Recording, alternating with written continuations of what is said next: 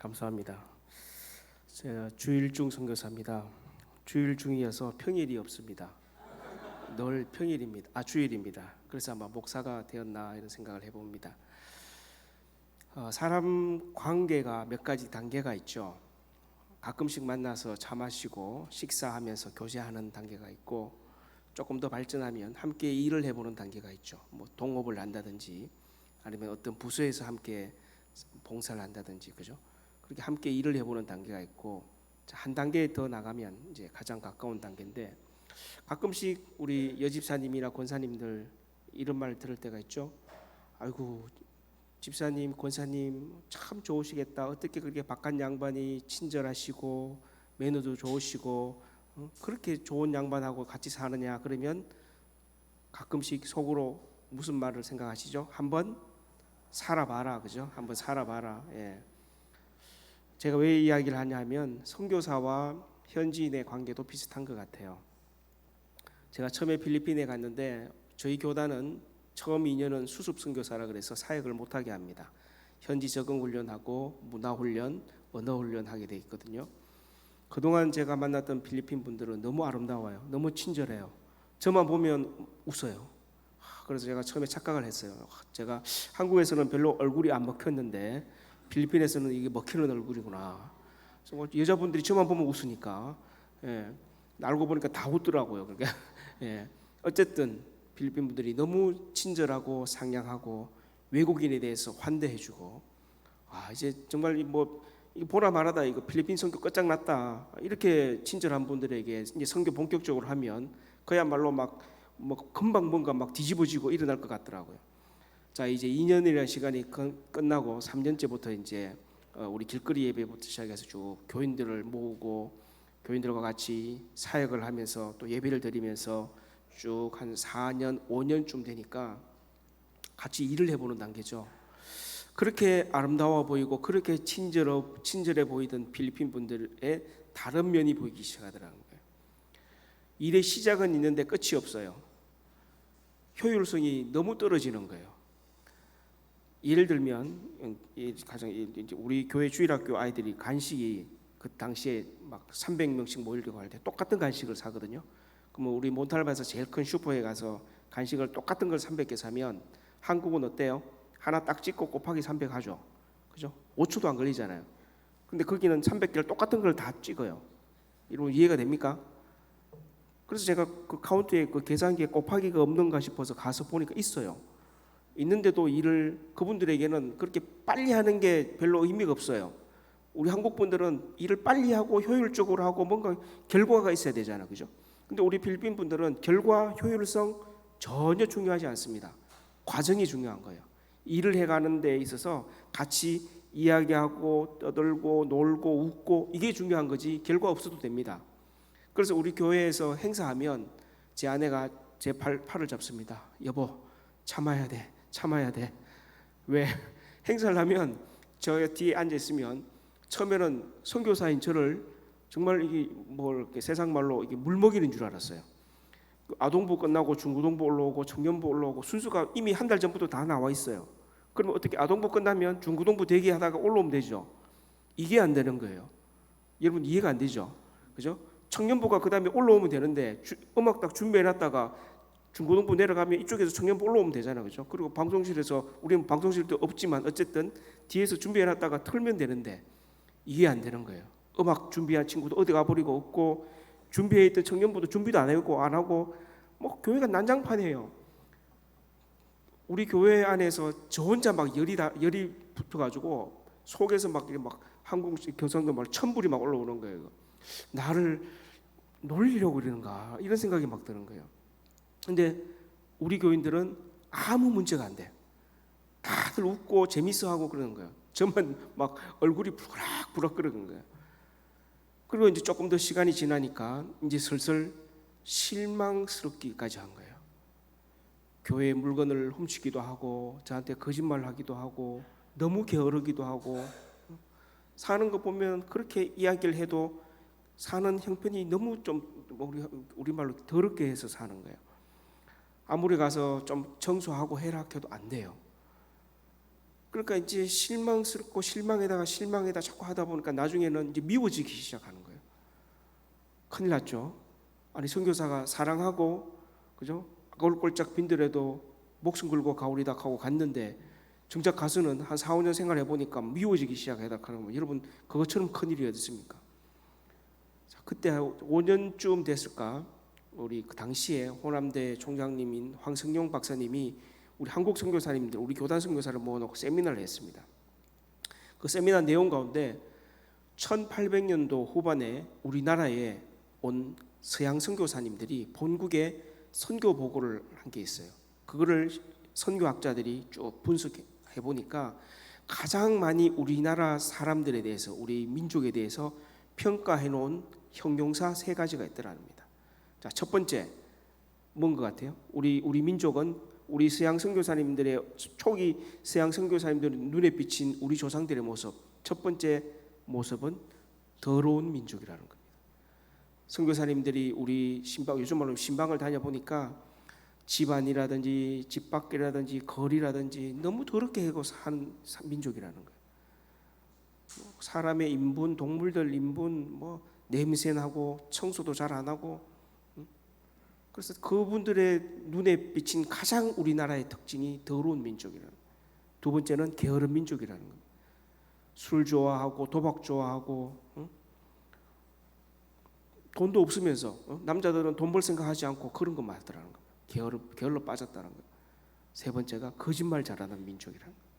특히 선교사님들을 요즘 말하면 가이드한 마부들이 그렇게 선교사님들 가지고 있는 그 돈을 뜯어내기 위해서 거짓말을 많이 했대요. 그걸 가만히 들어보니까 제가 당시에 우리 필리핀 성도들에게 느꼈던 감정하고 그죠? 거의 비슷한 것 같아요. 그죠? 그런데 차이는 저는 우리 성도들을 보니까 필리핀 분들을 보니까 너무 미워서 나 이제 한국 가서 뭐 어디 농촌 목회라도 할까 막 이런 고민을 막 하고 있었거든요.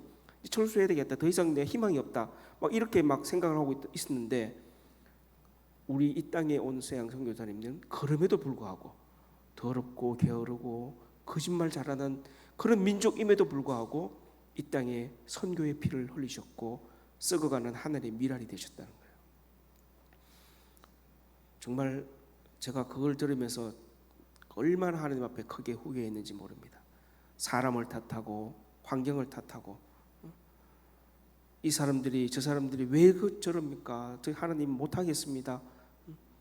얼마나 제 자신이 부끄러웠겠습니까?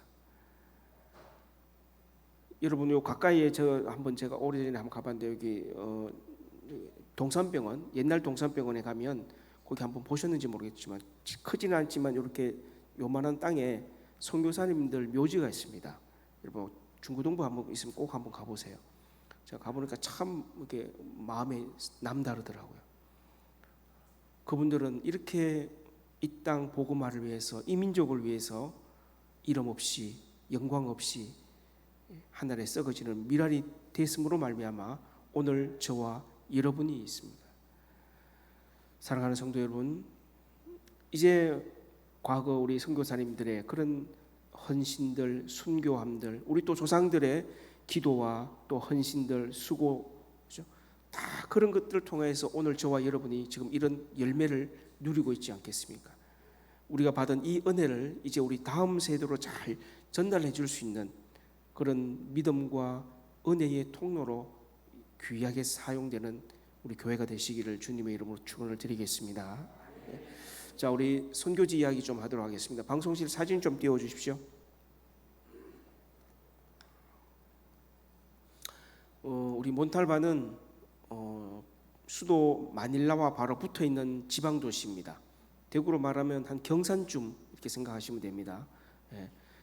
위치가 그 정도 된다는 거죠. 수도가에 마닐라는 아니고 행정적으로는 마닐라를 벗어난 지방 도시입니다. 우리 이름이 로드리게스라고 요즘 이름 바뀌었는데, 근데 사람들에게는 몬탈반이라는 이름이 워낙 입에 붙어서 계속 몬탈반이라는 이름을 많이 사용합니다. 자, 다음. 자, 우리 몬탈반에는 네 부류의 사람들이 보이지 않는 경계를 이루고 삽니다. 첫 번째는 이렇게 집단 이주민촌 사람들입니다. 이분들은 마닐라 시내에 도시 빈민으로 살다가 마닐라 정부가 수만 가구씩 강제로 우리 몬탈반으로 이주해서 저렇게 똑같은 아주 작은 집단 이주민촌을 몇만 가구씩 지어서 저기로 이주해가 옵니다. 저 작은 집 하나에 보통 5명에서 10명씩, 많게는 12명씩까지도 삽니다. 우리 다음에 내년에 우리 중고등부 오면 아마 저기 아마 가정방문 같은 거 다 가볼 겁니다. 들어가 보면 아무것도 없어요.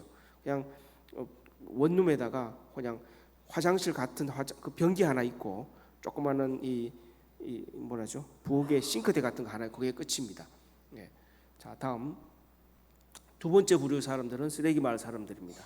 마닐라 시내 사람들이 자기 집 안에서 나오는 쓰레기를, 우리 옛날에 그랬죠. 자기 집 앞에 비닐 같은 데 싸서 내어 놓으면 저런 동네에 이제 다니는 트럭들이 쓰레기를 다 실어서 우리 몬탈반으로 들어옵니다. 근데 쓰레기도 등급이 있습니다. 가장 먼저 쓰레기를 실을 때 사람들이 쓰레기를 실으면서 돈 되는 쓰레기를 먼저 뺍니다. 근데 이제 빼고 난 다음에 이제 트럭이 우리 몬탈반으로 쭉 들어오다가 중간에 지금 저렇게 잠깐 세워요. 세우면 또 그 주변에 사는 사람들이 또 트럭 위에 올라와서 아이들하고 어른들하고 막 쓰레기를 뒤지고 또 돈 되는 걸 또 빼갑니다. 그러고 나서 마지막 남은 쓰레기가 우리 몬탈반 들어옵니다. 들어와서 저기 소각장에 가는 쓰레기도 있고 또 계곡을 메꾸는 쓰레기도 있고 또 쓰레기 마을에 저렇게 막 확 버립니다. 저 트럭들이 버리면 사람들이 거기 막 뒤져서 또 PT병 같은 거, 또 뭐 유리 같은 거, 비닐 같은 거 이런 거를 분류해서 고물상에게 팔아서 이렇게 하루하루 생활합니다. 예, 다음 참 마음 아픈 현장이죠. 우리 한국 같으면 부모님의 사랑과 또 보호를 받으면서 어린 시절부터 그죠? 안전한 곳에서 영양가 있는 곳으로 또 맛있는 것으로 이렇게 쭉 아이들 사랑받고 양육받아야 되는데, 우리 쓰레기 마을 아이들은 저런 쓰레기장 위에서 태어나서 특히 여자아이들은 이제 생리가 시작되는 한 15살 전후 되면 벌써 이제 임신하기 시작합니다. 임신하기 시작해서 한 40대 후반쯤 되면 아이가 7명, 10명 이렇게 됩니다. 이게 뭐 즐길 만한 뭐 이렇게 문화적인 거리가 없습니다. 학교도 못 가죠. 뭐 우리처럼 뭐 어떤 영화관이나 뭐 놀만한 장소가 없고, 그렇게 부모 따라 저렇게 종일 아침부터 쓰레기를 뒤지다가 저 쓰레기 더미 위에서 놀다가 또 조금 커서 또 청소년 시기를 보낼 때 벌써 여자아이들은 임신하기 시작합니다.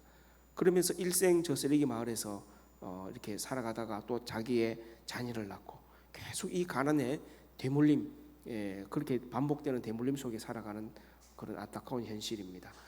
우리 애기 엄마도 굉장히 나이가 어립니다. 10대 이제 한 17살쯤 되는 그 친구인데 벌써 아기가 있죠. 예, 다음 또 세 번째 부류는 우리 산쪽 마을 사람들입니다. 이렇게 뗏목을 타고 들어가야 되는 이제 산쪽 마을도 있고 또 걸어서 지프니 타고 가야 되는 쓰레기 마을도 있고 한데, 대구처럼 우리 몬탈반은 분지입니다. 산으로 이렇게 둘러싸여져 있는데 이 산 속에 이렇게 숯을 구워 팔거나 또 과일이나 야채를 길러서 저기 조그마한 친구가 들고 내려오죠.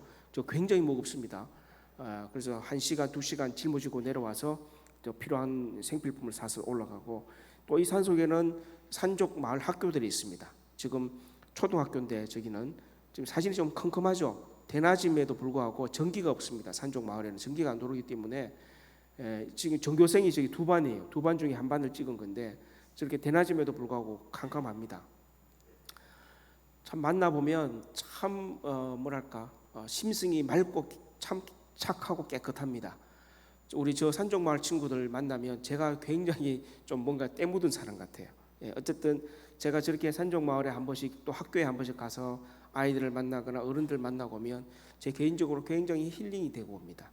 아마 내년에 뭐 여러분 청소년들이 오면 제 생각에는 지금 산쪽 고등학교를 아마 갈 예정인데, 어쨌든 여러분 가면 참 아이들이 착하고 순진할 겁니다. 예, 다음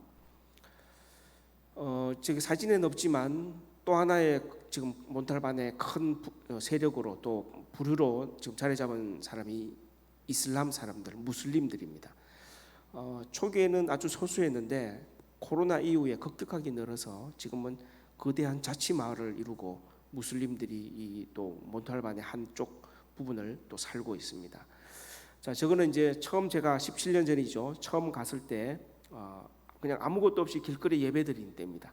저희 가족들이 아침 9시에 가서 저 나무 그늘 아래 갈 테니까 예배드릴 사람들 오세요. 그래서 저렇게 이제 2년을 예배드렸습니다. 그 다음에 2년을 예배드리고 나니까 마을 사람들이 좀 불쌍했는지, 저 지붕 보이세요? 저기 이제 시장터거든요. 아이들이 올라선 데가 이제 콘크리트로 된 이 가판대인데, 저 마을 대표가 저 장소를 써도 된다고 허락을 해줘서 3년째부터는 1년 동안 이제 저기서 또 예배를 드렸습니다. 얼마나 감사하던지요. 왜냐하면 길거리 예배 드릴 때는 햇볕이 우리가 40도가 넘잖아요. 그러니까 건기 때는 너무 덥고, 우기 때는 또 예배 드리다가 막 비가 막 쏟아지니까, 매일 비가 오니까 또 막 비가 오면 소나기 오면 또 다 흩어지고 정말 참 힘들었는데, 저렇게 이제 지붕이 있는 그 지붕 아래에서 예배를 드리니까 정말 햇빛 피하죠, 비 피하죠. 정말 너무 감사하게 1년 동안 저렇게 예배를 드렸습니다. 자, 다음. 그리고 나서 이제 3년을 결국 이제 예배당 없이 예배를 드리다가 4년째에 한국의 한 교회가 작지만 예배당을 건축해 주셨어요. 그 당시에 이제 우리 교인들이 오래된 사진인데 처음 예배당을 짓고 나서 찍은 겁니다. 자, 다음. 이제 쓰레기 마을 가서 제가 초창기에 이제 제가 사실 필리핀 선교사를 가게 된 결정적인 이유 가운데 하나가, 필리핀에 휴가를 갔다가 쓰레기 마을을 보고 굉장히 사실 충격을 받았죠. 쓰레기 마을에 우연찮게 내려갔는데, 우물가에 내려갔는데 우물물을 이렇게 보니까 녹색 물이었어요. 쓰레기 침전수가 그대로 우물에 탁 들어가서 도저히 이거는 뭐 한국에는 세차할 때도 못 쓰는 물인데, 그 물을 퍼서 그 옆에서 쌀을 씻고 있고 또 설거지를 하고 있고 아이들 목욕을 시키고 있더라고요. 너무 충격을 받았죠. 당시에 한국은 그 언론에 막 어떤 이야기가 많이 회자되었냐면, 무엇과의 전쟁을 막 선포하면서 온 국민이 막 노력하고 있을 때거든요. 여러분, 무엇과의 전쟁인가 아세요? 당시에 우리나라는 살과의 전쟁이 유행하고 있을 때입니다.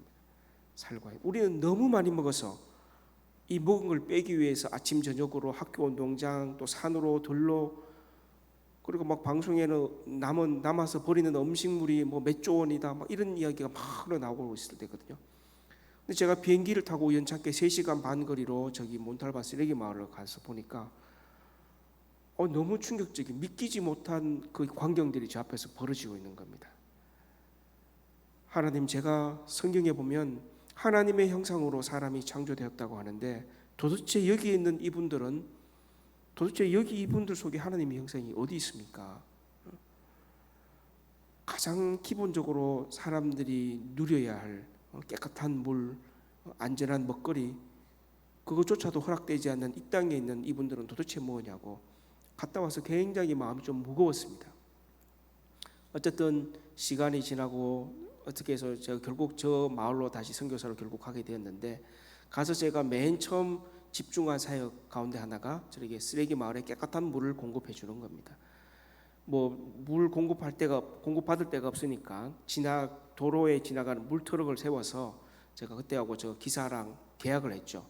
그래서 화요일 수요일은 이 쓰레기 마을에 10시, 또 목요일 토요일은 이 쓰레기 마을에 뭐 10시, 이렇게 해서 쓰레기 마을에 정한 시간을 정해서 물을 차가 깨끗한 물 오면 마을 사람들을 광고해서 다 집에 이 물통을 다 들고 나와라, 그래서 이렇게 쭉 해서 깨끗한 물을 공급해주고, 또 한 달에 2번씩은 우리 어린아이들 저 물차에 물을 땡겨서 저 아이들을 좀 깨끗한 물로 목욕을 시켜줬습니다. 왜냐하면 이 오염된 물로 아이들이 목욕을 하고 마시고 하다 보니까 수인성 전염병들이 많이 생기고 어린아이들이 참 많이 죽었거든요. 그래서 좀 뭐 완전치는 않지만 아주 부족하지만 어쨌든 제가 할 수 있는 부분은 한 달에 2번이라도 좀 목욕을 시켜주자. 그래서 저렇게 목욕을 시켜주고 영양죽, 닭죽을 만들어서 아이들에게 나누어주는 그런 사역에 집중했었죠. 다음.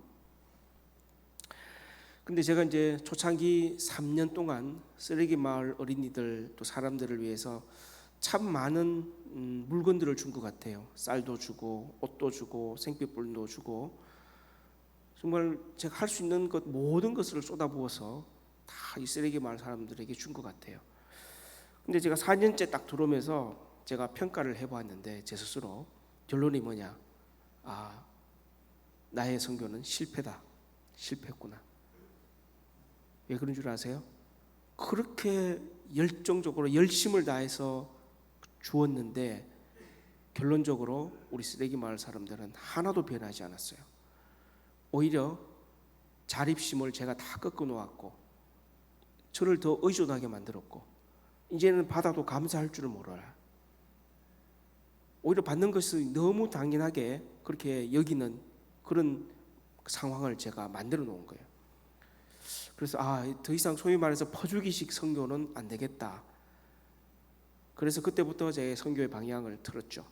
이제는 과거처럼 함부로 이렇게 이분들을 위해 보면 참 마음이 안타깝거든요. 상황들을 보면 마음이 좀 짠해서 우리 한국 분들 정이 많아서 자꾸 주려고 하거든요. 제가 단기 선교팀 오면 내년에도 아마 그럴 겁니다. 주는 것을 조심하라고 해도 저는 현장에 가보면 꼭 몇 분들은 막 마음이 안타까워서 우리 한국 돈 10,000원, 50,000원짜리를 막 줘요. 이렇게. 근데 그것이 결코 선교지에 도움이 되지 않습니다, 여러분. 그래서 그 다음부터는 제가 주는 선교가 아니고 신앙과 교육을 통해서 속 사람을 변화시키고, 그죠? 먼저 이 바깥 환경보다는 속 사람을 먼저 변화시키는 데 집중을 하게 되었습니다. 그래서 이제 쓰레기 마을에 지금 여러분 보면 창고 같지만 작지만 저렇게 예배당 겸 교회를 만들기 시작했습니다. 아주 초창기 이제 그 모습입니다. 저기에서 나중에 이제 벽체를 올리고 지금 지붕이 있는 상태인데 조금 더 확장을 해서 저기에서 예배와 교육, 유치원을 만들었죠. 만들어서 아이들에게 교육과 신앙을 통해서 아이들에게 조금씩 하나님 말씀이 들어가고 또 부모님들을 변화시킬 수 있는 교육을 통해서 뭔가 삶의 새로운 변화와 도전을 주도록 노력을 했습니다. 자, 다음. 자, 우리 교회 옆에 이제 유치원을 만들어 한 교회에서 건축을 해 주셔서 유치원도 코로나 전에는 굉장히 활성화되었습니다. 심지어는 이 무슬림의 아이들까지 저희 교회 유치원에 등록을 했습니다. 그래서 유치원 행사죠. 졸업식도 하고 유치원에 1년에 2번씩 저런 길거리 행진도 하고 또 자체 행사들 하는 모습들입니다. 참 안타까운 것은 이제 코로나가 지나면서 한국교회 후원들이 대부분 다 많이 끊기는 바람에 사실 이제 유치원 사역도 이제 문을 닫았습니다. 더 이상 할 수 없어서 지금 문을 중단한 상태입니다. 자, 다음. 그다음에 제가 또 많이 노력한 부분이 우리 교단에서는 이걸 동반자적인 선교라 그럽니다. 그러니까 선교사가 다 하는 것이 아니고 현지에 있는 교회와 서로 협력하고, 그죠? 또 함께 나갈 수 있는 그런 선교를 우리 교단에서는 많이 강조합니다. 저 역시 그것은 굉장히 의미 있고 중요하다고 생각을 합니다. 그래서 우리 몬탈반에 필리핀 목사님들이 하는 교회가 한 100개 정도 있습니다. 그 교회 가운데 지금 우리 산쪽 위에 있는 교회인데 원래는 저 교회 위치에 천막을 짓고 예배를 드렸습니다. 근데 우연찮게 제가 저 가다가 저 천막 교회를 발견하고 가서 잠깐 예배를 같이 드렸다 보니까 바람이 하나도 안 통하니까 너무 더운 거예요. 그래서 제가 늘 마음에 좀 빚진 마음을 갖고 있었는데 마침 한국의 한 장로님 가정에서 선교지에 교회를 건축하고 싶다는 연락이 와서 저 교회를 연결시켜줘서 천막을 걷어내고 저렇게 벽돌로 해서 교회를 세워줬습니다. 저 교회는 저희들하고 상하 관계가 아니고 아주 동반자 대등한 관계에서 서로 협력하고 또 그렇게 함께 동반자적으로 저기 필리핀 목사님과 저하고는 아주 가까운 거. 아마 여러분 영상 보셨을 때 저 목사님 나오셨을 거예요. 저와 같이 저 산족에 그 신방다녔던 목사님입니다. 예. 자, 다음. 우리 산족마을 사람들, 교인들 태풍이 오면 고립이 됩니다. 생계가 참 어렵습니다. 그래서 이제 우리가 가축은행을 시작했는데 처음에는 새끼 돼지를 분양했죠. 분양하기 전에 각서를 썼습니다. 아무리 배가 고파도 잡아먹지 않겠다. 그래서 새끼가 나중에 커서 어미가 되면 새끼를 놓으면 반드시 한 마리는 저한테 돌려주겠다. 조여주겠다 하고 제가 그걸 받아서 어떻게 했겠습니까? 또 다른 집으로 분양하고 이렇게 했는데 근데 좀 시간이 지나서 하다 보니까 좀 문제가 발생했어요. 왜냐하면 우리 저분들도 가난하거든요. 산 위에 살다 보면 우리처럼 깻잎 심고 고추 심고 이렇게 하는데 필리핀은 그런 문화가 아니에요. 굉장히 수입이 작고 또 비가 오고 태풍이 오면 외부와 단절되기 때문에 굉장히 경제적으로 어려운 분들입니다. 한국은 우리가 어릴 때 돼지 키우면 사람이 먹고 남은 음식이 있잖아요. 그 짬이라 그러죠. 근데 저분들은 사람이 먹을 음식조차도 부족한데 돼지 줄 음식이 없는 거예요. 그럼 어떻게 해야 되느냐? 결국은 돼지 사료를 돈으로 사야 되는 겁니다. 저게 이제 새끼 낳을 때까지 그게 이제 돈이 없는 사람은 집안은 돼지 키우기 힘들잖아요. 그래서 결국은 이제 나중에 막 항의 아닌 항의를 하면 우리 못 키우겠다고. 그래서 가서 실태를 보니까 이제 그런 문제점이 있어서 안 되겠다. 그럼 다른 대안이 뭔가 하고 살펴보니까 염소가 있더라는 거예요. 염소는 여러분 산에 그냥 풀어놓으면 돼요. 예, 풀어놓으면 자기가 알아서 풀 뜯어 먹으니까 따로 사료를 줄 필요가 없더라고요. 단점은 새끼를 한두 마리밖에 안 낳는 거예요. 돼지는 뭐 8마리에서 12마리까지 막 나오는데 어쨌든 저렇게 가축은행을 통해서 우리 산족마을 교인들 자립에 도움을 줬습니다. 다음 우리 산족 고등학교 모습인데 우리 한 장로님 가정에서 우리 선교지에 교회 건축하고 싶다 연락이 와서 이번에는 산족 고등학교 안에 교실을 하나 지었습니다. 교실 지어서 월요일부터 금요일까지는 교실로 쓰고 토요일부터 주일까지는 저희들이 예배당으로 써서 그 안에 예배드리고 또 우리가 교목 필리핀 목사님을 파송해서 이 학교에 고등학교에 기독 동아리를 만들고 또 성경을 아이들에게 가르치고 이렇게 하니까 교장 선생님이 늘 저하고 이제 아주 가까운 사이가 됐는데 학교에 중요한 행사가 있을 때마다 저를 초대해 주었어요. 저 이제 졸업식 장면인데 전교 이제 졸업할 때 전교 1등에서부터 5등까지 그리고 인기 투표에서 선생님 한 분 이렇게 해서 제가 장학금을 줬던 장면입니다. 근데 이제 코로나를 지나면서 역시 후원 교회가 다 끊어져 버려서 지금 중단되어 있다가 지금 다시 이제 시작을 하려고 그 학교에서 지금 계속 요청이 와서 지금 다시 시작을 하려고 준비를 하고 있습니다. 예, 다음. 역시 이제 우리 지역에 교회가 있는 지역에 뭐가 교회가 지역 주민을 위해서 했으면 좋겠느냐라고 이제 좀 이렇게 여론을 이렇게 쭉 조사를 해보니까 우리 교인들을 비롯해서 우리 지역 주민들 몬탈반 사람들이 가난하기 때문에 대부분 결혼식을 하지 못하고 그냥 애 놓고 사는 사람들이 태반입니다. 근데 문제는 아이들이 학교에 갈 때 부모들의 결혼 증명서가 있어야 되거든요. 그걸 내지 못하니까 아이들 학교에 못 보내는 거예요. 그래서 이제 그럼 우리 교회가 합동 결혼식을 해줘야 되겠다 하고 시청에 가서 결혼 증명서를 발급해줘야 되겠다. 그래서 이제 아이들이 이제 실제로 결혼식을 못했지만 이미 아이들이 자라고 있는 그런 부모님들 선정해서 해마다 10가정씩 선정을 해서 저희 교회 안에서 합동 결혼식을 해주고 또 결혼 증명서 만드는 일을 저희들이 도와줬습니다. 예. 그리고 또 옆에는 커플스데이라고 해서 우리 교회 청소년들만 봐도 온전하고 정상적인 가정에서 자라는 청소년들이 의외로 별로 없습니다. 필리핀이 가톨릭 국가에서 법적으로는 이혼이 안 됩니다. 그러나 실제적으로는 많은 이 커플들이 실제적으로 법적으로는 이혼이 안 되니까 실제적으로는 이혼을 하고 다른 상대와 또 살고 있거나 이런 가정들이 아주 많습니다. 그러니까 거기에서 오는 여러 가지 가정의 문제가 많이 생기겠죠. 그래서 교회에서 일종의 부부와 가정 사역의 일환으로 커플스데이라고 해서 커플들을 초대해서 온전한 가정 또 아름다운 커플들 그런 교육과 세미나 그리고 또 저런 식사 대접 이런 것들을 저희 교회에서 정기적으로 해주고 있습니다. 다음. 자 이제 지금부터는 코로나 이후의 상황입니다. 자 코로나가 끝나면서 우리 몬탈반 이제 전 세계적으로 마찬가지겠지만 양극화의 현상이 두드러지게 나타났습니다. 특히 우리 몬탈반은 거대한 쓰레기 매립장이 생겨났습니다. 기존에는 작은 쓰레기 마을들 80가정, 100가정 이런 마을들이 한 30개 이렇게 곳곳에 흩어져 있었다면 코로나를 지나면서 저런 엄청나게 큰 매립장이 생기므로 저 매립장 주변에 또 어디서 왔는지 모르지만 쓰레기 마을 사람들이 쭉 모여서 쓰레기 마을을 형성했습니다. 자, 이렇게 양극화의 모습이 드러났고 두 번째 다음 자 우리 교회 바로 옆에 필리핀에서 가장 영향력이 있고 요즘 가장 폭발적으로 성장하는 교회가 저 이글레시안 교회라는 필리핀 자생 이단 교회입니다. 왼쪽에 있는 교회가 이제 마닐라 시내 본부 교회고 오른쪽에 있는 이제 저 조감도인데 우리 교회 바로 옆에 저 조감도가 걸려 있어요. 그래 있고 저 교회 모습으로 지금 열심히 지금 아주 빠르게 저희 교회 바로 담장 하나 사이를 두고 저 이단 교회가 지금 건축 중에 있어요. 그래서 굉장히 지역 사회에 많은 영향력을 미칩니다. 특별히 이단 교회가 들어오면 이단 교회는 아주 공격적인 전도 방식을 택합니다. 교인으로 등록하면 먹고 살게 해줍니다. 오토바이 옆에 있는 트라이시클을 사주거나, 그죠?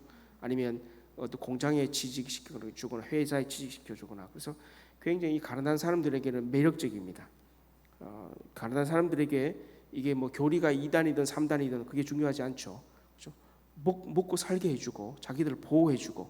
그러니까 결국 그것이 하나님이죠. 그분들에게는 굉장히 우리 이제 가난한 지역에 저런 이단들이 들어오면 그 지역 자체가 굉장히 복음화가 어려워집니다. 실례로 우리 지금 주일학교 아이들이 350명 정도 모였는데 지금은 80명에서 100명도 안 모입니다. 다 아이들이 어디 갔을까요? 부모님들이 벌써 저 교회에 등록을 했습니다. 교회 완공되기도 전인데도 지금 벌써 다 등록을 했습니다.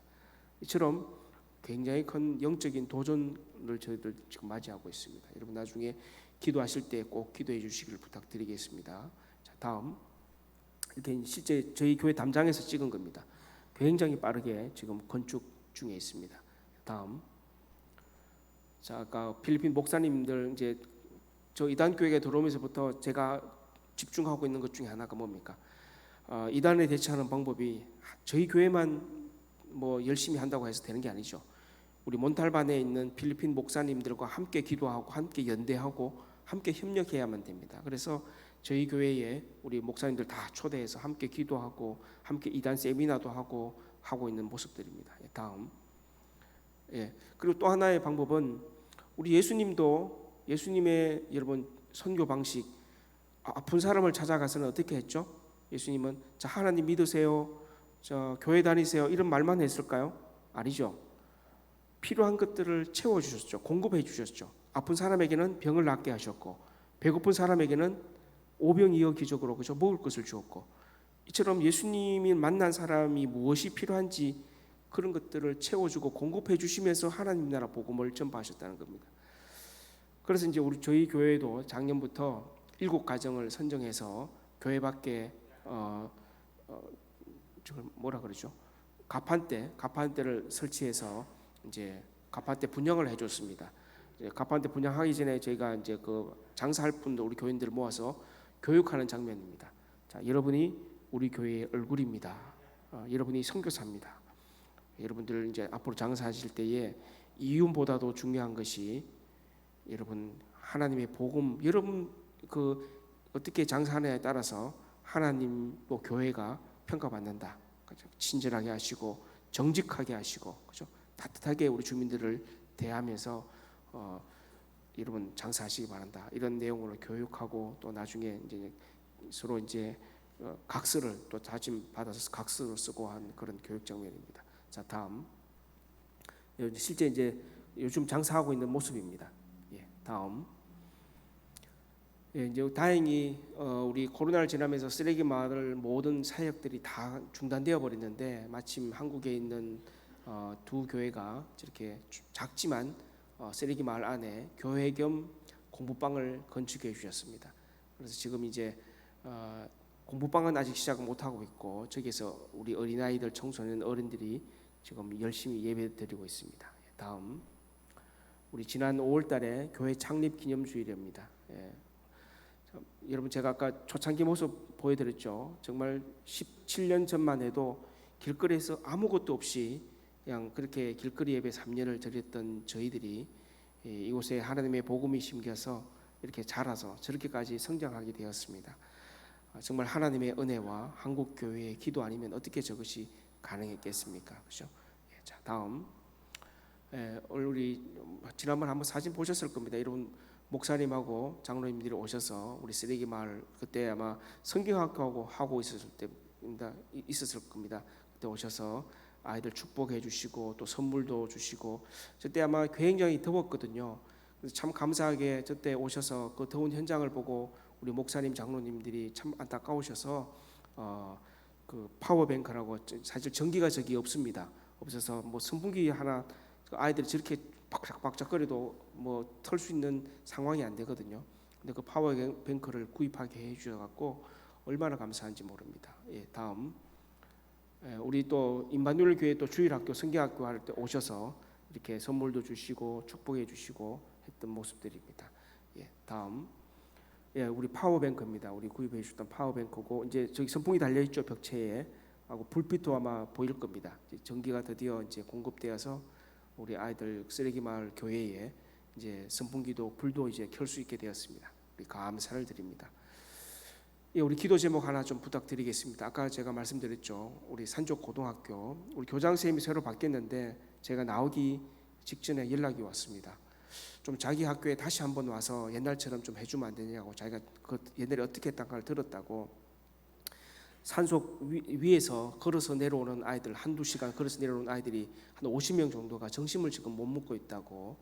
그래서 일단은 제가 제 개인 사비를 보내서 지금 이제 지난 수요일입니다. 수요일 날 제가 아이들 50명을 따로 식당에 불러서 밥을 못 먹는 아이들 저렇게 이제 밥을 정심을 급식하는 장면입니다. 50명의 우리 고등학생들이 이렇게 저렇게 밥을 한번 먹을 때 한국 돈 5만 원입니다. 그게 단순히 정심을 공급하는 것도 중요하지만 저걸 통해서 저 학교에 우리가 이제 교목을 파송할 수 있고 또 기독 동아리를 만들 수 있고 또 수업 시간에 가서 성경을 가르칠 수 있습니다. 선교의 접촉점으로서 굉장히 중요한 사역입니다. 여러분 기도해 주시고 저것이 앞으로 지속될 수 있도록 다시 한번 기도해 주시면 감사를 드리겠습니다. 예, 다음. 예. 우리 이제 선교 현장 이야기를 좀 나누었습니다. 여러분 선교사에게 가장 큰 힘이 되는 게 뭔지 아십니까? 바로 여러분의 기도입니다. 여러분 앞으로 기도할 때 가능하면 저와 우리 선교지를 위해서 여러분 기도해 주시기를 간절히 부탁을 드리겠습니다. 자, 오늘 말씀 읽었던 말씀 너무나 잘 아는 말씀이죠. 몇 가지 단어를 중심으로 함께 은혜를 나누고 말씀을 마치도록 하겠습니다. 우리 빨간 글씨가 써놓은 게 성령과 권능. 이 성령과 권능에 대해서 저 말씀을 예수님께서 제자들에게 하셨는데 서로 동상이몽인 것 같아요. 제자들은 저 성령의 권능을 어떻게 받아들였느냐, 어떤 것을 기대하고 저 말씀을 받아들였을까? 우리가 말씀을 읽었던 본문 바로 앞에 상황을 보면 우리가 알 수 있습니다. 제자들은 당시 하나님의 강권적인 능력이 임해서, 그죠? 메시아가 와서 성령의 권능이 내려와서 로마로부터 이스라엘이 해방되기를 원했습니다. 예루살렘이 세상의 중심으로 회복되고 옛날 다윗의 왕국이 재건되기를 바랐습니다. 그래서 온 세상의 사람들이 예루살렘으로 다 모여와서 예루살렘에서 하나님을 경배하는 그런 것을 꿈꿨습니다. 우리 다음 장면 한번 보시겠습니까? 첫 번째처럼 이렇게 예루살렘으로 모여오는, 그죠? 이런 것을 위해서 성령의 권능을 기대했습니다. 기다렸습니다. 예루살렘 중심으로 예루살렘이 주인공이 되고 예루살렘이 강화되고 예루살렘이 확대되고, 그죠? 이런 측면에서 성령의 권능을 기다리고 기대했다는 겁니다. 그러나 정작 예수님이 그 다음 말에 보면 예수님이 우리에게 당부한 성령의 권능은 뭐냐? 오히려 예루살렘에서 출발해서 유대와 사마리아와 땅끝으로 가라는 겁니다. 예루살렘으로 모이라는 것이 아니고 오히려 예루살렘에서 벗어나서 저 땅끝까지 가라는, 그것을 위해서 너희들 성령의 권능을 받으라는 이야기입니다. 무슨 말입니까? 내 것을 강화시키고 내 것을 확대시키고 내가 주인공이 되는 것이 아니고 내가 주인공에서 변두리로 더 낮은 곳으로, 그렇죠? 내 것을 강화시키고 확대시키는 것이 아니라 내 것을 내려놓고 내 것을 포기하고 내 자신의 존재를 타인을 위해서 선물로 줄 수 있는 그것을 위해서 성령의 권능을 받으라는 것입니다. 오늘 우리가 이 땅을 살면서 여러분 어떤 성령의 권능을 기대하며 기도하고 있습니까? 오늘 주님께서 우리에게 받으라 한 이 성령의 권능, 예루살렘에서 땅끝으로 향하기 위한 그 발걸음을 위한 성령의 권능, 저와 여러분에게도 함께 하시기를 주님의 이름으로 축원을 드리겠습니다. 그래서 우리가 정말 땅끝을 향해서 기꺼이 담대하게 감사하게 나아갈 수 있는 우리 모든 성도님이 되시길 바라겠습니다. 자, 두 번째, 우리 땅끝이라는 제가 단어에 빨간 줄을 쳐놨습니다. 땅끝. 과거에 교회와 기독교는 이 땅끝을 지리적인 개념으로 해석을 했습니다. 배 타고 비행기 타고 멀리 있는 곳, 그래서 그곳으로 가는 것을 땅끝 선교라 그러죠. 그러나 요즘은 그런 지리적인 개념보다는 관계적인 개념으로 이 땅끝을 해석합니다. 하나님이 주인 되지 못하는 곳, 하나님이 왕 되지 못하는 곳, 하나님의 다스림이 없는 곳, 하나님의 통치를 받아들이지 못하는 곳, 그것이야말로 이 시대의 땅끝이라는 겁니다. 자, 저는 처음에 몬탈반 가서 저의 땅끝이 우리 몬탈반 쓰레기 마을 사람들, 산족 마을 사람들이라고 그렇게 믿고 사역을 했습니다. 여기가 이분들이 나의 땅끝이구나. 근데 10년 정도 사역하다 보니까 제가 깨달은 것이 있습니다. 내가 착각했구나. 내 밖에 있는 그 몬탈반 사람들이 땅끝이라고 생각을 했는데, 물론 뭐 2차적인 의미에서 그분들을 땅끝 맞지만, 그러나 더 중요하고 근본적인 땅끝이 있음을 알게 되었습니다. 그것은 내 자신 안에 있더라는 겁니다. 하나님만이 아는 내 자신 안에 땅끝이 있더라는 겁니다.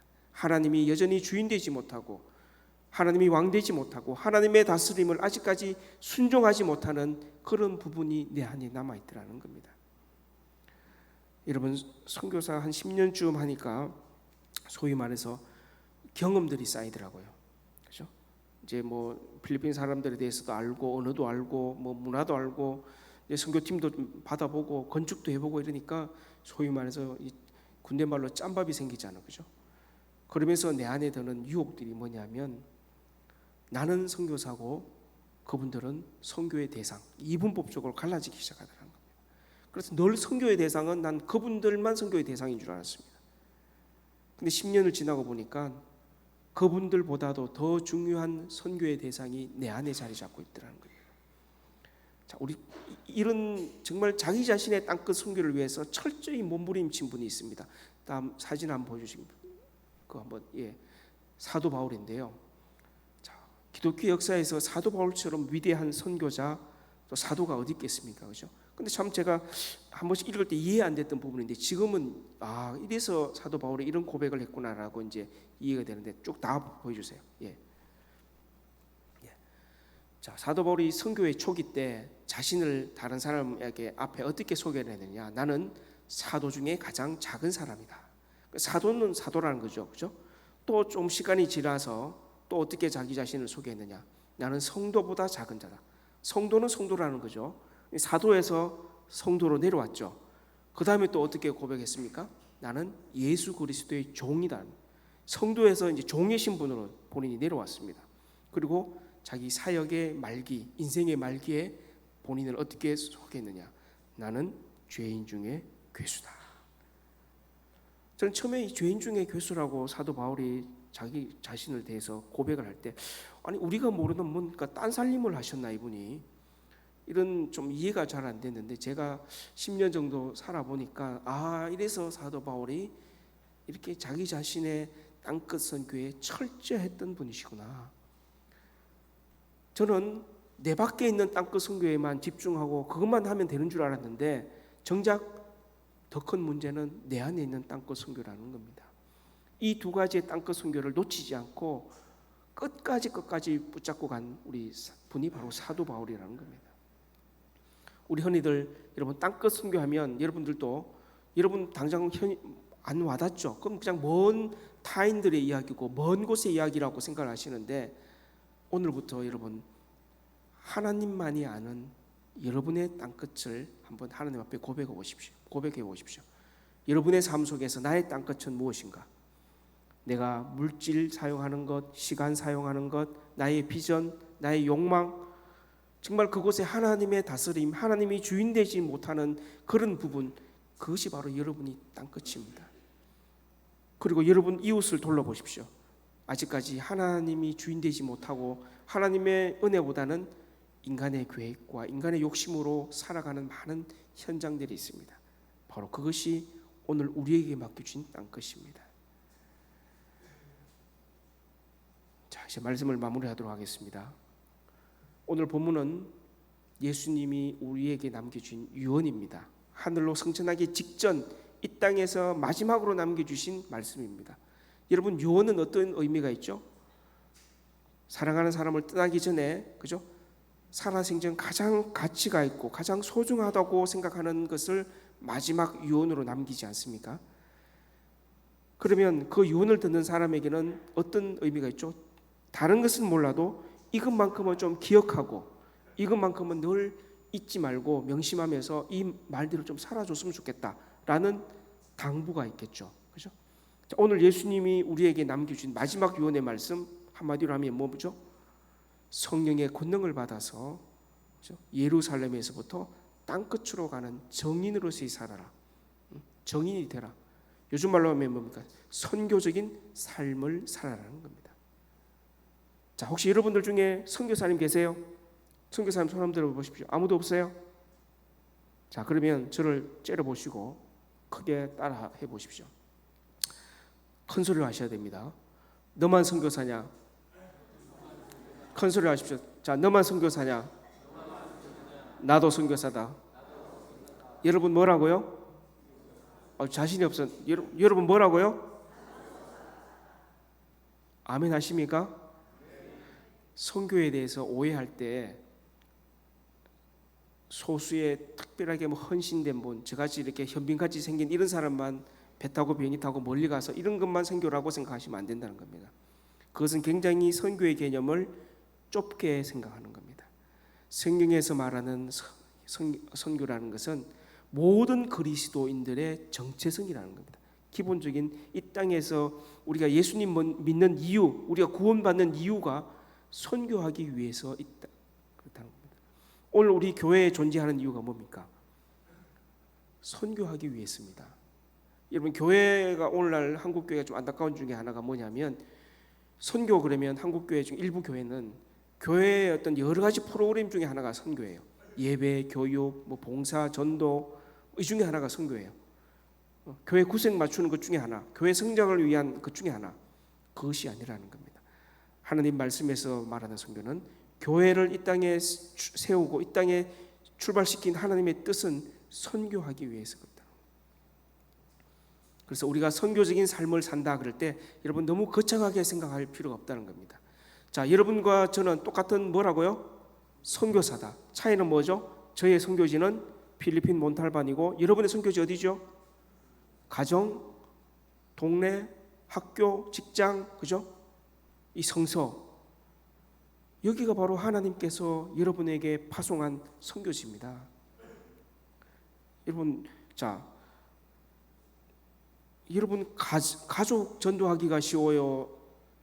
전혀 모르는 사람 전도하기 쉬워요?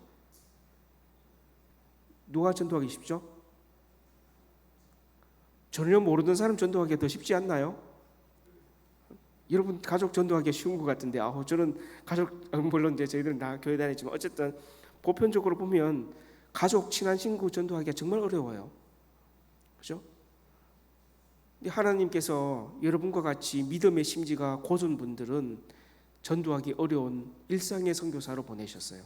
여러분 가정 속으로, 직장 속으로, 동네 속으로. 저같이 믿음이 연약한 사람은 전도하기 쉬운 저기 필리핀으로 보내셨습니다. 똑같은 선교사입니다. 여러분 절대 나는 보내는 선교사고 나는 선교 그냥 멀리서 구경꾼이다 이렇게 생각하시면 안 됩니다. 이제는 우리 모두가 선교사입니다. 여러분 이제 이 예배를 마치고 이 예배당 문을 놨을 때 밖에 이제 이 세상이 이제 좀 새롭게 보여야 됩니다. 과거에는 그냥 세상에 나가면서 이제 예배 끝났다. 이제 내가 친구들 만나고 사람들 약속 있고 내가 직장 다니고 그죠? 가족들끼리 쉬고 돈 벌고 이런 장소였다면 지금부터는 여러분 좀 다르게 생각을 하셔야 됩니다. 이제 이 예배를 마치고 예배당을 문을 나서는 순간 여러분을 어디로 파송한다고요? 여러분 선교지로 파송되는 겁니다. 그 선교지에 가서 여러분 새 선교사로 살기 위해서 모여서 예배드리는 거고 여기서 성경 공부하는 거고 함께 교제하는 겁니다. 그래서 이제 우리의 두 가지의 축, 나의 일상의 선교사와 이 땅끝의 선교사, 이것이 아주 먼 개념이 아니고 바로 동전의 양면. 그래서 여러분의 삶의 현장, 일상의 삶 속에서 또 그 가운데 숨겨져 있는 여러분 일상 속의 땅끝의 그 선교 현장, 그곳에서 하나님의 선교사로서 하나님 나라를 선포하고 그곳에 하나님의 통치와 다스림이 살아날 수 있도록, 회복될 수 있도록 여러분 힘쓰고 기도하며 최선을 다해서 사시는 선교사님 되시기를 주님의 이름으로 축원을 드리겠습니다. 예, 기도하시겠습니다. 하나님, 저희들을 주님 백성으로 삼아 주시고